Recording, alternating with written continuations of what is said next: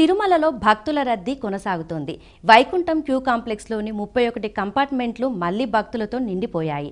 2 రోజులు మాత్రం సాధారణ రద్దీ నెలకొనగా మళ్లీ గురువారం నాటికి రద్దీ పెరిగింది. బుధవారం స్వామివారిని 70,000 మందికి పైగా భక్తులు దర్శించుకున్నారు. గురువారం ప్రత్యేక సేవల నేపథ్యంలో ఈ రోజు కూడా దర్శనాల సంఖ్య అదే స్థాయిలో ఉండవచ్చని అధికారులు తెలిపారు. టోకెన్లు లేని భక్తులకు స్వామివారి దర్శనానికి సుమారు 12 గంటల సమయం పడుతుందని టీటీడీ ప్రకటించింది. ప్రత్యేక ప్రవేశ దర్శనానికి సర్వదర్శనం టోకెన్లున్న వారికి 4-5 గంటల్లో స్వామివారి దర్శనం లభించే విధంగా ఏర్పాట్లు చేస్తున్నట్లు టీటీడీ అధికారులు ప్రకటించారు.